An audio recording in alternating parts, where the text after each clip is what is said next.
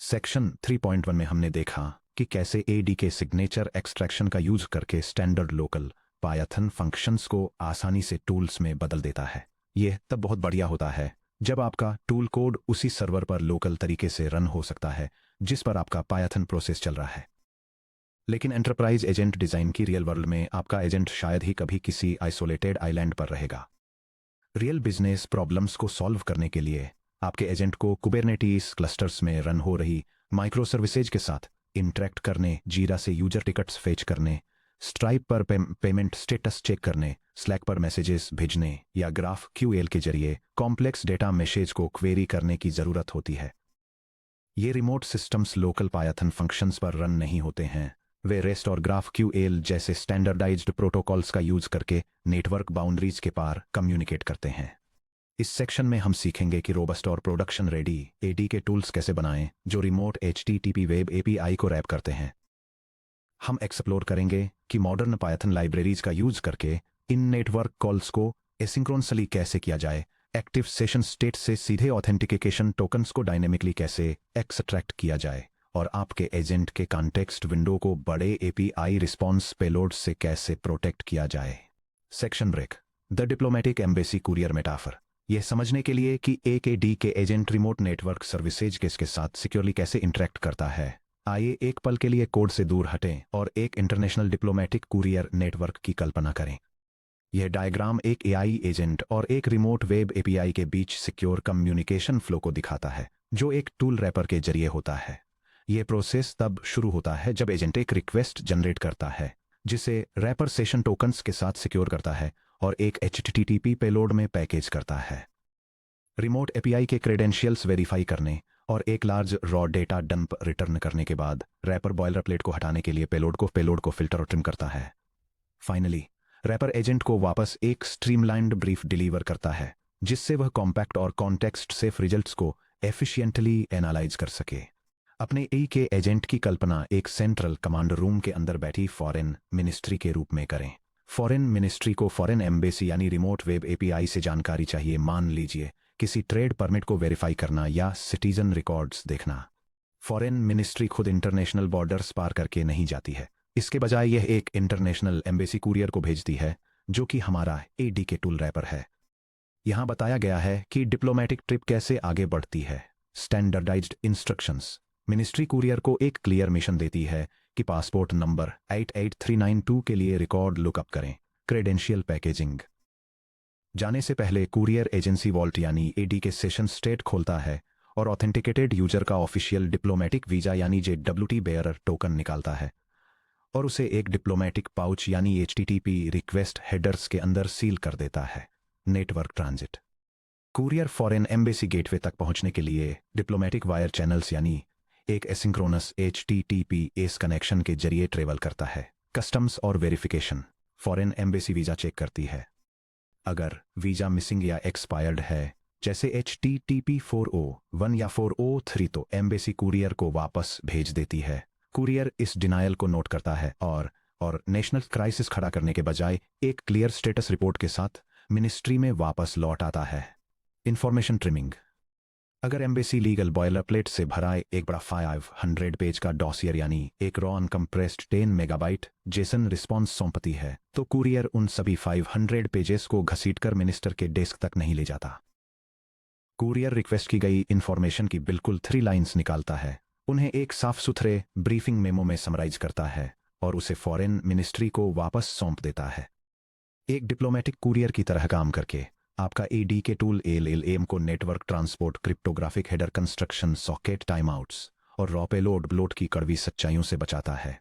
Section break. Session aware credential injection. इससे पहले कि हम नेटवर्क कॉल्स करने के लिए कोड लिखें, हमें एक क्रिटिकल एंटरप्राइज रिक्वायरमेंट को हैंडल करना होगा जो है सिक्योरिटी और मल्टी टेनेंट डेटा आइसोलेशन। पहले सेक्शन 2.3 में हमने सीखा था कि डेटा लीकेज को रोकने के लिए मल्टी टेनेंट एजेंट्स को यूजर सेशंस को सख्ती से आइसोलेट करना चाहिए। जब कोई एजेंट किसी यूजर की तरफ से वेब API को कॉल करता है जैसे कि किसी रेस्ट एंडपॉइंट से उनकी प्राइवेट बिलिंग हिस्ट्री फेच करना, तो उसे टूल डेफिनेशन में कभी भी स्टैटिक ग्लोबल API की को हार्डकोड नहीं करना चाहिए। ऐसा करने का मतलब होगा कि हर यूजर बिल्कुल सेम ऑथराइजेशन आइडेंटिटी शेयर करता है। इसके बजाय आपके एडी के रेस्ट टूल्स को रन टाइम पर सीधे करंट एडी के सेशन से यूजर स्पेसिफिक क्रेडेंशियल जैसे कि auth two bearer tokens, tenant IDs या यूजर सेशन कीज को डायनेमिकली एक्सट्रैक्ट करना चाहिए। एडीके में टूल कॉन्टेक्स्ट एक्सेस करना। गूगल एडीके एक स्पेशल कॉन्टेक्स्ट पैरामीटर प्रोवाइड करता है जिसे टूल कॉन्टेक्स्ट या run time session metadata inspection कहा जाता है, जिसे सीधे आपके टूल फंक्शन सिग्नेचर में पास किया जा सकता है। एडीके ऑटोमेटिकली इस टाइप हिंट को रिकॉग्नाइज करता है और एक्टिव एग्जीक्यूशन कॉन्टेक्स्ट को जेमिनी के सामने टूल पैरामीटर के रूप में एक्सपोज किए बिना इंजेक्ट कर देता है। चलिए देखते हैं कि session aware auth headers dynamically कैसे कंस्ट्रक्ट किए जाते हैं।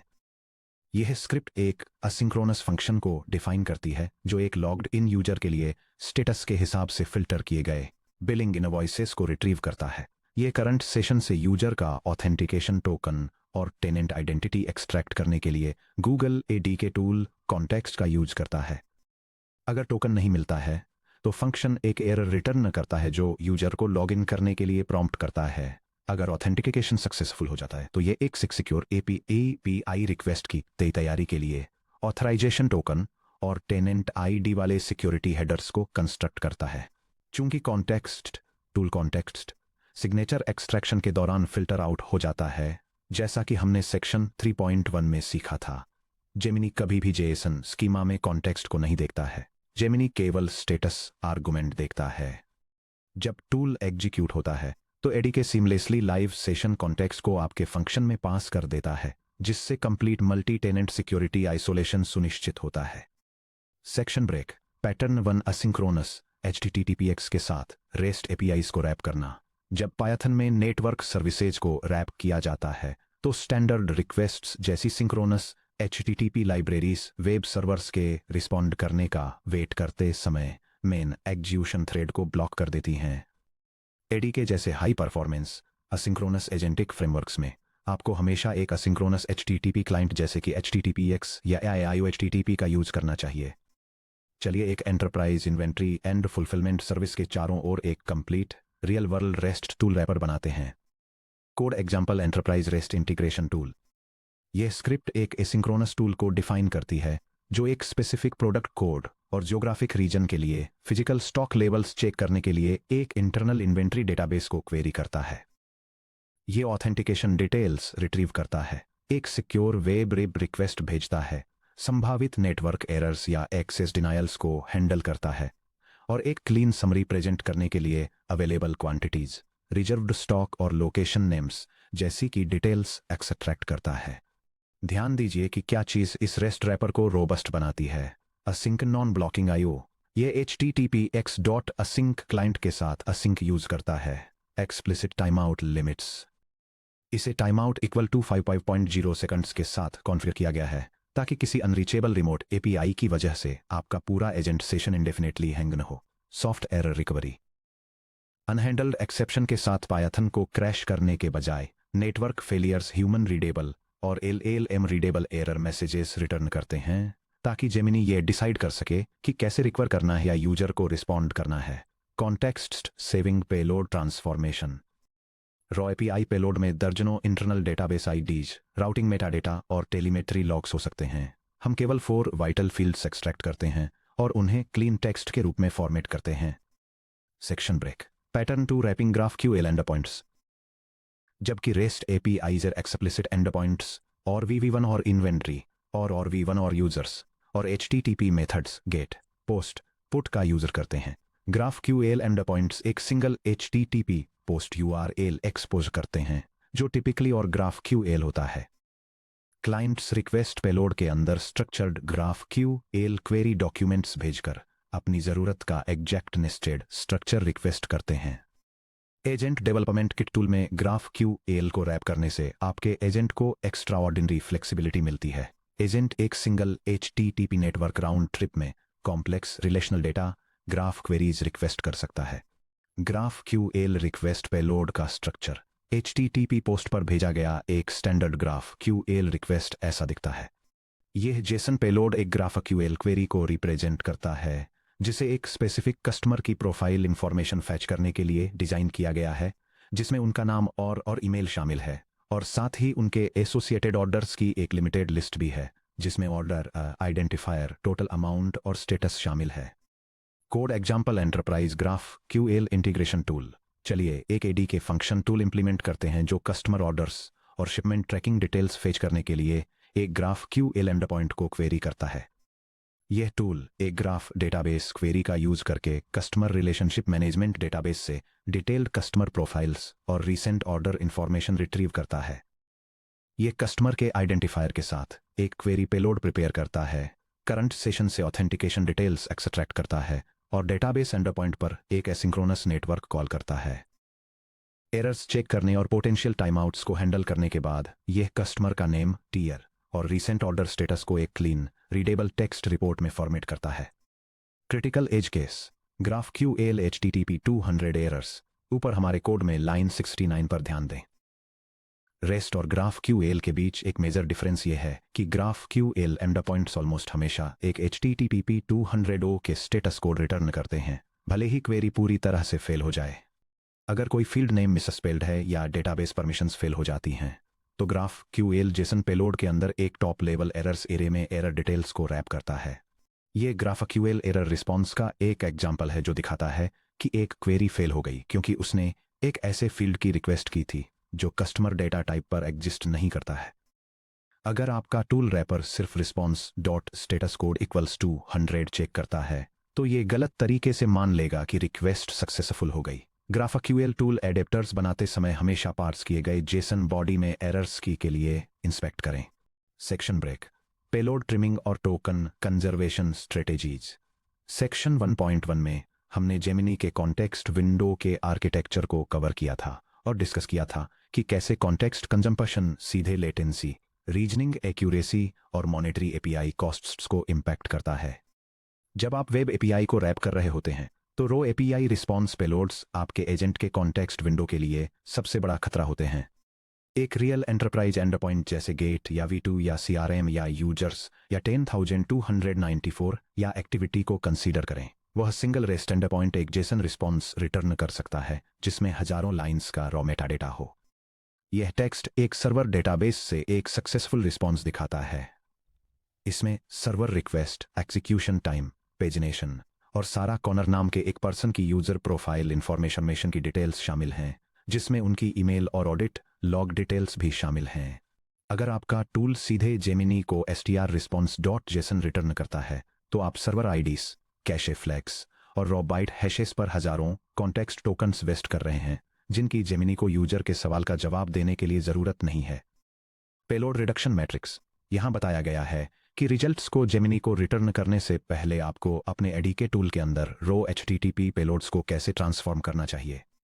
यह टेबल अलग अलग raw web API output formats को क्लीनर टूल रिटर्न आउटपुट्स में ट्रांसफॉर्म करने की स्ट्रेटेजीज को डिटेल में बताती है। फर्स्ट, एक लार्ज नेस्टेड जेसन ऑब्जेक्ट के लिए केवल हाई वैल्यू बिजनेस फील्ड्स को रखने के लिए की एक्सट्रैक्शन का यूज किया जाता है, जिसमें मेटाडेटा हेडर्स, हैशेस और इंटरनल राउटिंग आईडीज को ड्रॉप कर दिया जाता है। सेकंड, 100+ जेसन रिकॉर्ड्स के एक एरे के लिए पेजिनेशन और टॉप एन स्लाइसिंग को अप्लाई किया जाता है ताकि लिस्ट को टॉप एन आइटम्स तक ट्रंकेट किया जा सके। उदाहरण के लिए टॉप 5 और एक समरी अपेंड की जा सके जो ये दिखाए कि 142 टोटल रिजल्ट्स में से 5 दिखाई जा रहे हैं। थर्ड, एक रॉ HTML या वेब पेज रिस्पांस के लिए डॉम पार्सिंग या मार्कडाउन कन्वर्जन का यूज किया जाता है, जिसमें CSS और जावास्क्रिप्ट टैग्स को स्ट्रिप करने के लिए ब्यूटीफुल सूप या HTML2 टेक्स्ट का यूज किया जाता है, जो clean text bullet points return करता है। लास्टली, वर्बोस मल्टीपेज टेक्स्ट या लॉग फाइल्स के लिए जेसन लिस्ट्स को कॉम्पैक्ट मार्कडाउन टेबल्स में कन्वर्ट करने के लिए की वैल्यू टेबल ट्रांसफॉर्मेशन का यूज किया जाता है, जिसमें ID, स्टेटस और अमाउंट शामिल होते हैं। कोड एग्जाम्पल, रॉ जेसन को मार्कडाउन टेबल्स में ट्रांसफॉर्म करना। आइए एक हेल्पर फंक्शन पैटर्न को देखें जिसे आप अपने टूल्स के अंदर रॉ जेसन एरेज को कॉन्टेक्स्ट एफिशिएंट मार्कडाउन टेबल्स में बदलने के लिए यूज कर सकते हैं। यह स्क्रिप्ट स्ट्रक्चर डेटा रिकॉर्ड्स की एक लिस्ट को एक फॉर्मेटेड मार्कडाउन टेबल में कन्वर्ट करती है। यह चेक करती है कि क्या इनपुट एम्प्टी है और अगर कोई रिकॉर्ड्स नहीं मिलते हैं तो एक डिफॉल्ट मैसेज रिटर्न करती है। वरना यह अंडरस्कोर्स को स्पेसिस से रिप्लेस करके और हर वर्ड को कैपिटलाइज करके कॉलम हेडर्स को फॉर्मेट करती है। इसके बाद यह हेडर, सेपरेटर और डेटा रोज क्रिएट करके हर रिकॉर्ड से स्पेसिफाइड फील्ड्स को एक्सट्रैक्ट करके और उन्हें एक सिंगल फॉर्मेटेड स्ट्रिंग में कंबाइन करके टेबल बिल्ड करती है। अगर कोई API 20 user account objects return करता है जिसमें हर एक में 40 प्रॉपर्टीज हैं, तो रॉ जेसन पास करने पर 8000 टोकन्स की कॉस्ट आ सकती है। सिर्फ नेम, रोल, स्टेटस के साथ एक फिल्टर्ड मार्कडाउन टेबल पास करने से कॉस्ट घटकर 250 टोकन्स हो जाती है, जो कि एक्शनेबल रीजनिंग इंफॉर्मेशन में बिना किसी लॉस के कॉन्टेक्स्ट कंजम्पशन में 97% की कमी है। Section break. Complete hands on example, multi tool rest और GraphQL एजेंट। आइए सब कुछ एक कंप्लीट रनेबल ADK एप्लीकेशन में एक साथ लाएं। हम एक हाइब्रिड सपोर्ट एजेंट डिफाइन करेंगे जो रेस्ट इन्वेंट्री टूल और GraphQL कस्टमर ऑर्डर टूल दोनों से इक्विप्ड होगा, जिन्हें एक ADK रनर और डायनेमिक सेशन क्रेडेंशियल्स का यूज करके एक साथ जोड़ा जाएगा। यह डेमोन्स्ट्रेशन दिखाता है कि एक मॉडर्न एजेंट डेवलपमेंट फ्रेमवर्क का यूज करके एक इंटेलिजेंट कस्टमर सपोर्ट असिस्टेंट को कैसे बिल्ड और रन किया जाए। यह 2 कस्टम टूल्स डिफाइन करता है, जिसमें से एक एक्सटर्नल शिपिंग सर्विस से पैकेज डिटेल्स रिट्रीव करने को सिमुलेट करता है और दूसरा अकाउंट डेटाबेस से कस्टमर प्रोफाइल इंफॉर्मेशन क्वेरी करने को सिमुलेट करता है। सिस्टम मॉक लॉगिन क्रेडेंशियल्स के साथ एक सिक्योर यूजर सेशन इनिशियलाइज करता है। इन टूल्स को यूज करने के लिए कॉन्फ़िगर किए गए एजेंट को क्रिएट करता है और शिपिंग स्टेटस और यूजर के लॉयल्टी पॉइंट्स दोनों को फेच और डिस्प्ले करने के लिए एक कंबाइंड क्वेरी रन करता है। Section break. Execution output. यह सीक्वेंस एक इंटेलिजेंट असिस्टेंट को कस्टमर इंक्वायरी हैंडल करते हुए दिखाता है। यह पैकेज को ट्रैक करने के लिए एक लॉजिस्टिक्स सर्विस को रेस्ट कॉल करता है और कस्टमर अकाउंट डिटेल्स रिट्रीव करने के लिए एक GraphQL सर्विस को क्वेरी करता है। फाइनली ये इन डिटेल्स को एक फ्रेंडली रिस्पॉन्स में कंपाइल करता है, जो दिखाता है कि पैकेज आउट फॉर डिलीवरी है और यूजर का current loyalty point balance display करता है। ध्यान दीजिए कि जेमिनी ने कितनी आसानी से 2 कंप्लीटली डिफरेंट नेटवर्क पैराडाइम्स के बीच रीजनिंग की। 1 जेमिनी ने रिकॉग्नाइज किया कि पार्सल मूवमेंट चेक करने के लिए rest tool check underscore shipping underscore status की जरूरत थी। 2 इसने रिकॉग्नाइज किया कि अकाउंट पॉइंट्स लुकअप करने के लिए GraphQL tool fetch underscore user underscore profile underscore graph की जरूरत थी। 3 दोनों टूल्स एसिंक्रोनसली रन हुए active user underscore session dot states authorization JWT को डायनेमिकली एक्सट्रैक्ट किया, रॉ नेटवर्क पेलोड्स को ट्रिम किया और मॉडल को वापस क्लीन स्ट्रक्चर्ड ब्रीफिंग्स पास की। Section break. ऑपरेशनल आर्किटेक्चर और एरर हैंडलिंग बेस्ट प्रैक्टिसेस। जब प्रोडक्शन सिस्टम्स में रेस्ट और GraphQL रैपर्स डिप्लॉय कर रहे हों, तो इन आर्किटेक्चरल गाइडलाइंस को अपने वर्कफ्लो में पिन करके रखें। यह फ्लोचार्ट रोबस्ट और एफिशिएंट असिंक्रोनस वेब रिक्वेस्ट्स बनाने के लिए एक 4 स्टेप प्रोसेस को आउटलाइन करता है। यह हाई ट्रैफिक को हैंडल करने के लिए नॉन ब्लॉकिंग नेटवर्क क्लाइंट्स का यूज करने, हैंगिंग प्रोसेसेस को रोकने के लिए स्ट्रिक्ट रिस्पॉन्स टाइमआउट्स सेट करने, सिस्टम क्रैश से बचने के लिए कनेक्शन एरर्स को ग्रेसफुली कैच करने और टोकन यूसेज को कम करने और ओवरऑल परफॉर्मेंस को इंप्रूव करने के लिए रिक्वेस्ट डेटा पेलोड्स को क्लीन अप करने की डिटेल्स देता है। Section break. समरी और व्हाट्स नेक्स्ट। इस सेक्शन में हमने रिमोट नेटवर्क इंटीग्रेशन को अपनाने के लिए अपने टूल इंजीनियरिंग टूलबॉक्स को लोकल पायथन फंक्शंस से आगे बढ़ाया है। की टेकअवेज में शामिल हैं the diplomatic courier pattern agent development kit tool rappers network couriers की तरह काम करते हैं, जो डायनेमिक ऑथेंटिकेशन क्रेडेंशियल्स को पैकेट करते हैं, HTTPS वायर्स के जरिए सिक्योर ट्रांजिट करते हैं और स्ट्रीमलाइंड ब्रीफिंग मेमोस वापस लाते हैं। Dynamic credential injection tool function signatures में टूल कॉन्टेक्स्ट पास करके टूल्स जेमिनी को सेंसिटिव पैरामीटर्स एक्सपोज किए बिना सेशन डॉट स्टेट से यूजर ऑथ टोकन्स और टेनेंट IDs को डायनेमिकली पुल कर सकते हैं। REST integration with HTTPX strict timeouts के साथ non blocking HTTPX dot async client calls का यूज करने से एंटरप्राइज माइक्रोसर्विस लेटेंसी आपके एजेंट एग्जीक्यूशन लूप को फ्रीज होने से बचाती है। GraphQL query rappers GraphQL tools agents को एक ही राउंड ट्रिप में रिच रिलेशनल डेटा ग्राफ्स को क्वेरी करने की परमिशन देते हैं, लेकिन इसके लिए रिटर्न किए गए जेसन पेलोड बॉडी के अंदर एरर्स को चेक करना पड़ता है। पेलोड ट्रिमिंग रॉ जेसन को कॉम्पैक्ट टेक्स्ट समरीज या मार्कडाउन टेबल्स में फिल्टर करने से कॉन्टेक्स्ट विंडो लिमिट्स बची रहती हैं, टोकन कंजम्पशन कॉस्ट में काफ़ी कमी आती है। अब जब हम जानते हैं कि हमारे एजेंट्स को लोकल पायथन कोड और रिमोट वेब API से कैसे कनेक्ट करना है, तो क्या होता है जब एक एजेंट को डायरेक्टली एंटरप्राइज रिलेशनल डेटाबेसेज को क्वेरी करने की ज़रूरत होती है। पेज पलटिए 3.3 पर। Database connectors, dynamic SQL generation और एग्जीक्यूशन टूल्स, जहां हम एक्सप्लोर करेंगे कि सिक्योर सैंडबॉक्स डेटाबेस टूल्स कैसे बिल्ड करने हैं जो जेमिनी को रियल टाइम में एसक्यूएल डेटाबेसेज को सेफली क्वेरी करने के लिए अलाउ करते हैं।